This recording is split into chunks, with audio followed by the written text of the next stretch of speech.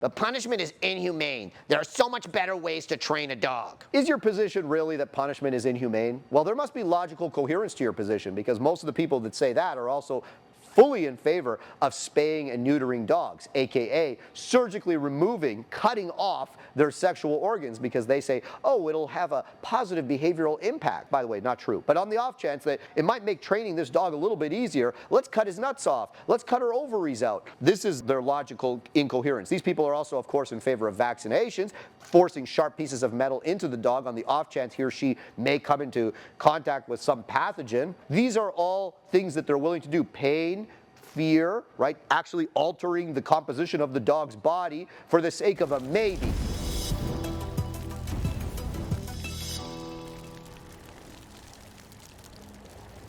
All right, guys, today it's time to dispel a lot of myths about punishment versus negative reinforcement in dog training. This gets people into a lot of trouble. This gets people a lot of negative behavioral outcomes. This affects people that are trying to fix behaviors in their dog that they either don't like, are dangerous, or are unproductive. And it causes a lot of issues, it causes a lot of arguments in the dog training community, and a lot of incorrect mythology that's kind of being passed around and spoken from person to person. So it's time to dispel all the myths and clear all this up from a scientific perspective, and also from, more importantly, and I say more importantly, a dog trainer's perspective. Someone that actually does this every day and knows the difference between the two and knows what both of these things do and what they don't do, because it's time for people to really, really understand this in a clear way. For the purposes of this discussion, guys, I think it's important to define both these terms so that you guys can really understand what they truly mean. From a behavioral science standpoint, and again, for the purposes of this discussion, punishment is positive punishment, the application of an aversive consequence to a specific behavioral contingency. To use an example, I have a bark collar, let's say, on a dog that barks a lot in the backyard. Every time I put him in the backyard, I put a bark collar on, and every time the dog barks,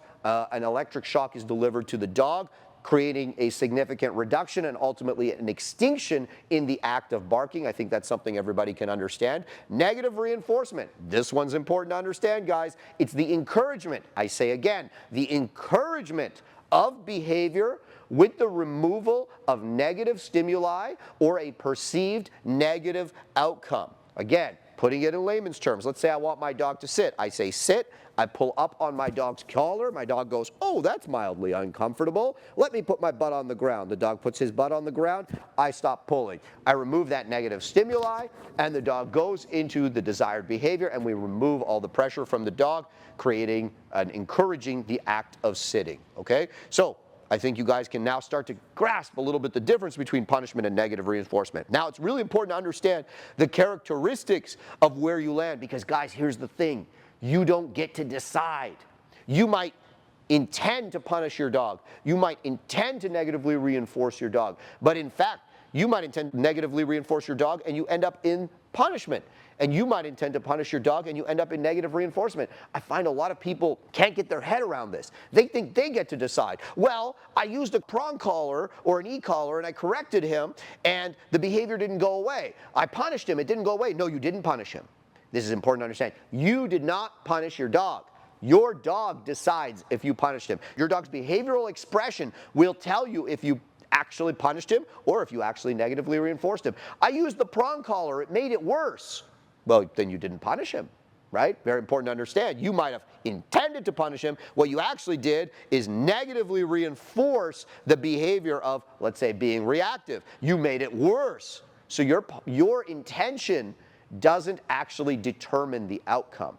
It's the dog that determines the outcome, and it's up to you as the handler of the dog or as the trainer of the dog to see and observe in the dog, what did I actually do here, regardless of what my intention is. A lot of people just can't wrap their head around that. Now, let's talk about the characteristics so that you guys can understand where you may have landed or why you may have landed in a specific quadrant, regardless of what your intention was. For punishment, some of the hallmarks of punishment is you're going to see the behavior suppressed, okay? So for the purposes of this discussion, let's talk about a reactive dog. So let's say I have a reactive dog, and every time he sees another dog, he goes to a 10. Full power, right? Now, let's say I effectively punish him a time. The next time he may still choose to express that behavior, but it might go from a 10 to a 3, right? You're going to see a suppression in the intensity and in the strength of the behavior. More importantly, you're going to see the behavior reduced over time. So let's talk about behavior in terms of instances. Let's say my reactive dog is reactive 10 times every time I go on a walk. He sees an average of 10 dogs, he's reactive 10 times. Now let's say that I effectively punish my dog. Not only will the expression of the behavior be suppressed if the behavior expresses itself, but I'm going to see a reduction in the instances of behavioral expression. So of the 10 dogs we pass, maybe in the first day after the punishment, he'll be reactive to 5 of them instead of all 10 of them. Now, assuming I maintain a committed and rigorous punishment schedule, in the next few days, it might go from 5 to 3 to 1 to none. All right, which brings me to the next hallmark. You're going to see behavior extinguished.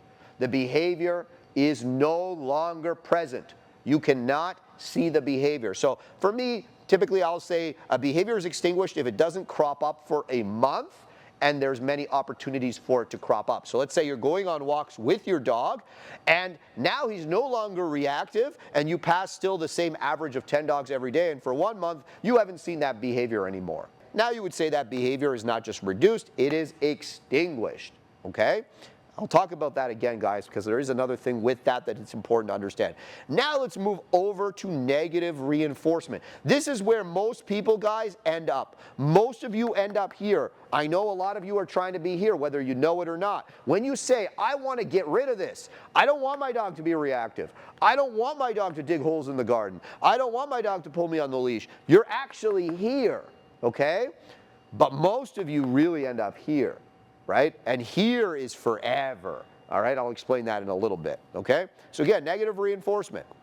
What are the hallmarks of negative reinforcement? You are going to see behavior interrupted. Behavior interrupted is not the same as behavior suppressed. It's not the same as behavior reduced. What a behavior interruption means is you might, let's say, again, we'll use the example of the reactive dog for the sake of continuity. Let's say I have a reactive dog. And let's say I have him on a prong collar, okay? And I'm using tools as examples because I know a lot of you will try tools or have tried tools and you haven't had good outcomes because, again, you don't really understand maybe how to use the tool properly, but also how to land in the intended quadrant of operant conditioning. Okay? Behavior interrupted. I have a dog on a prong collar. He sees another dog. He starts that, whoa, whoa, whoa, whoa, whoa. And I say no. And I give him a tap on the prong collar, or a leash check on the prong collar. And he takes the leash check. He still looks at the other dog, but he stops that barking. Right? And you say, oh, excellent. I'm punishing the behavior. You didn't punish the behavior. You interrupted the behavior. Whoa, whoa, whoa, whoa, whoa. Right? There's a difference between that and true suppression. A lot of people can't recognize that. I see a lot of people that effectively interrupt behavior. What's the difference between interruption and suppression, you might ask? What's the difference? The difference is the dog that you interrupt in the behavior is quite willing to offer the behavior again at the same intensity and will do so without you stimulating him. So let's say you meet 10 dogs on every walk, and every time he sees the other dog, he's, whoa, whoa, whoa, and you go, no. And you check him on the lead, okay? And he stops the barking, but still like stares intently at the dog. He still has a body language that is, shows a lot of arousal, a lot of activity. He's still hackled up, he's active, his ears are up, his tail is scorpion, right? That's behavior interrupted. That's not behavior suppressed. Behavior suppressed, you're going to see a suppression in the body language of the dog. That was a really negative, from the dog's perception, again, it doesn't matter what you intended to do, it's from the dog's perception. That was a really negative outcome for the expression of that behavior versus, oh, they stopped me. Okay, it was enough to stop me, but it wasn't enough to suppress me. That's a very big difference that a lot of people don't understand. This dog will re-engage in this behavior over and over and over again. This is not an effective way to actually get rid of negative behavior. And this will usually lead to something else, which we'll talk about shortly. If you can't make it here to train with me in person, the good news is you can train with me online. I spent years perfecting these online training courses. From puppy to adult, from pet to working dog, we have courses for all of you. Alternative behaviors. This is a big favorite for the positive trainers, okay? maybe if I get him to look at me instead of look at the dog, he won't be reactive anymore. So let me use negative reinforcement, and a lot of people use negative reinforcement, right? Let me pull on his halty. By the way, that's not positive, just so you know. Let me pull on his halty so he looks at me. I'll grab his face basically with my leash and pull him around so he looks at me, and I won't let him look at the other dog, and I'll make that negative reinforcement. I'll make that pressure on his face until he looks at me. I'll release the pressure, and maybe I'll even give him some food, which will put us into positive reinforcement. But regardless, I'm creating an alternate behavior. I also see this with people that use tools. Let me correct him with his e-collar every time he's reactive. No! And they correct the dog, and maybe the dog goes into a down, or the dog looks at them and stops. So what they're doing is they're using negative reinforcement. They're using a negative stimuli, an uncomfortable stimuli, to encourage an alternate behavior. Here's the problem with this, folks. The alternate behavior does not reduce the target, right? Punishment creates a reduction, a suppression, and an extinction in the targeted behavior. Alternate behavior is just an alternate behavior. Now, I know the idea or the argument is that the alternate behavior is going to create a preference in the dog. The dog will prefer to sit and look at you instead of be reactive. That's not the way it works. It sounds nice in theory, but as those of you who have practiced this know, it doesn't create any level of reliability in the true removal of the target behavior. Because why does the target behavior exist, right? And we can get into this. The target behavior, and usually when we're speaking about behaviors we're trying to create extinction or reduction, behaviors we're trying to get rid of, these are behaviors that the dog on some level finds intrinsically rewarding. There's more to it than that. Let's just say the reactive dog again in our example. That dog, yeah, people are like, oh, there's fear and insecurity there. Yes, but there's also arousal. If you ever look at a reactive dog, most of them aren't hiding in the corner just going, whoa, whoa, whoa, whoa, whoa, please leave me alone. No, they're full, whoa, whoa, whoa, whoa, whoa. Now, they might not really want the smoke, but there's a level of them that does enjoy that engagement in that behavior. They find the behavior empowering. They find the behavior enjoyable, arousing. The idea that you're going to create an alternate behavior to get rid of all the emotion, all the genetic predisposition involved in the expression of that behavior is asinine. It's actually not going to work, which is why the alternate behavior people always just end up in the same cycle of forever asking for alternate behaviors, because the dog will readily engage in the target behavior that you should have punished in the first place, okay? And by the way, I'm not against negative reinforcement. Negative reinforcement is awesome when you're using it to train a dog to do things, right? To encourage specific behaviors, to strengthen specific behaviors. It is not awesome when you are attempting to get rid of an undesirable behavior. Let's make that really clear. The other hallmark of negative reinforcement is behavior reinforced stronger, right? We see this all the time, okay? I used the prong collar on my reactive dog. He became worse.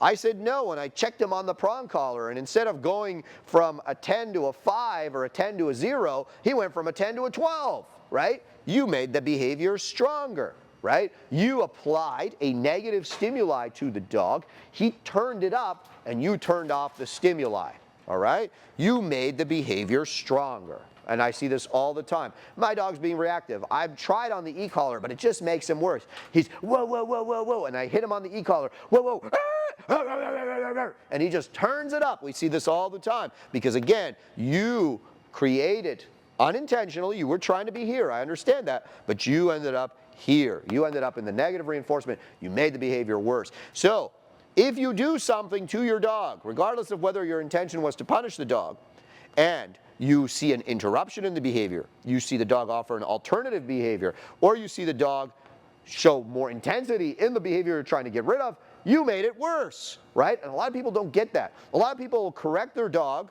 right, for being reactive, and the dog will lie down or look at them or stop, but you won't see any suppression in the behavior, and they'll be like, great, I punished them. But it's a forever cycle. It never ends. You're doing it forever and ever and ever. And when we're talking about getting rid of undesirable behaviors, the goal is to not have to do it anymore.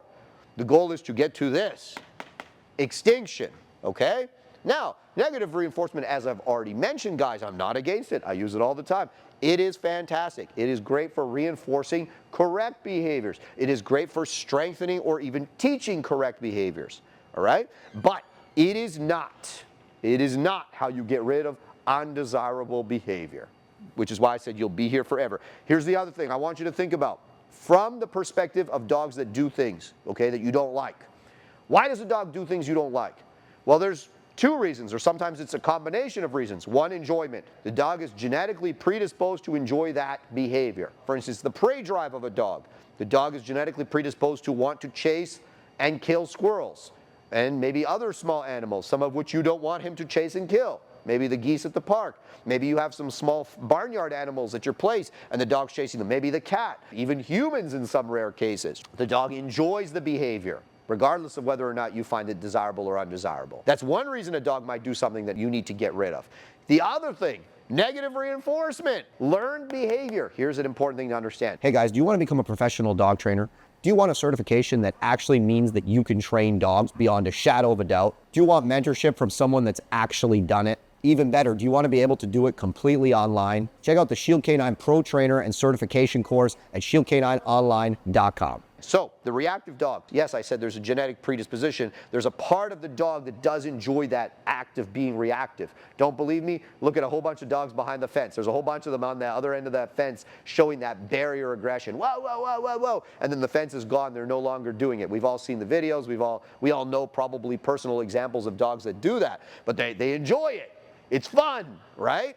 Now, there's also a negative reinforcement aspect of that behavior. The reactive dog also often has an element of insecurity, right? They're insecure, they're worried, they're afraid, okay? And they've learned to alleviate that negative stimuli by being reactive, right? Not only does it feel good, does it feel empowering, but it also pushes the unwanted social interaction with the strange dog or the strange person away. So it's a double win. It feels good, and I get rid of that thing. Again, there's often, like I said, you'll often see this in puppies very young that they start showing that that reactive behavior. I mean, in the beginning, it might show as like a little bit of shyness, like worry, insecurity, but you'll often see them go, whoa, what's that? Whoa, whoa, whoa, whoa, whoa, right? And then you'll be like, it's okay, puppy, you know, and then the other thing will go away or whatever it is.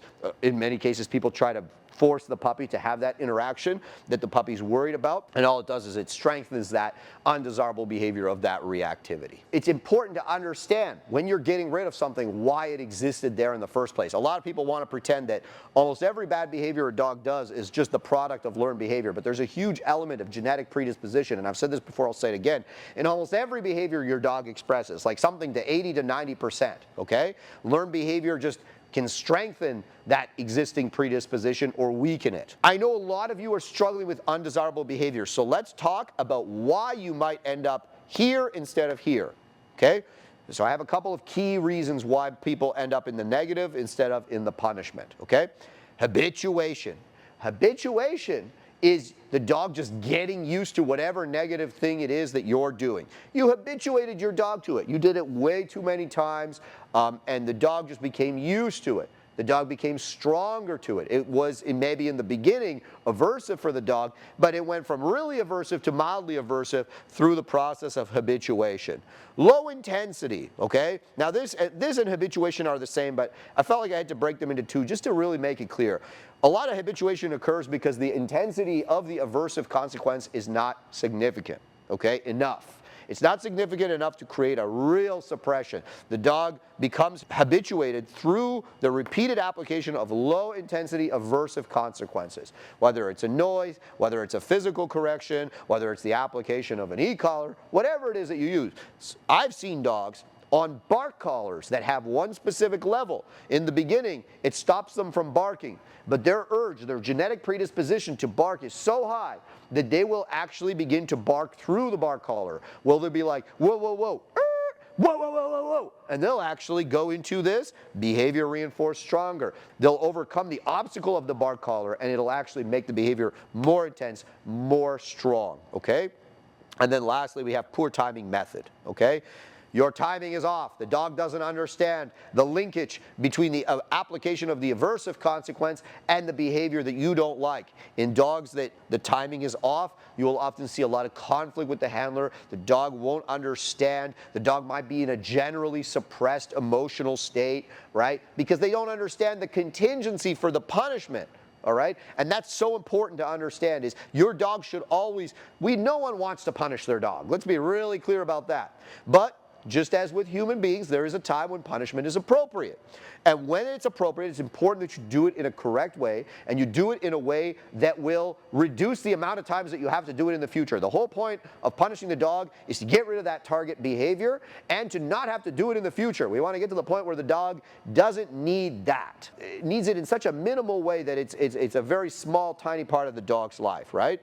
And method, okay? A lot of people use the wrong method. They think they're punishing the dog, but they're, like I said, negatively reinforcing because the method that they're using to punish the dog is actually just negatively reinforcing, and they're falling into one of these categories. I hope that I've opened your mind now to the difference between punishment versus negative reinforcement. Now, there's one thing that I want to talk about. The whole point of doing these videos, guys, is to get rid of a lot of the BS surrounding dog training and dog behavior. There's so much bad information out there. Well, now that we've put that to bed, folks, I hope you enjoyed this lecture, and I hope you better understand the difference between negative reinforcement and punishment. There is a proper time for both. There are effective and ineffective ways to apply both, and depending on the dog, the situation, and the intended goals of the training that you're doing, your methodology may change. Let me take this moment now to mention our online courses in which we go into how to properly utilize this in training and how to properly utilize this in training, as well as, of course, positive reinforcement, which is, again, a huge part of training as well.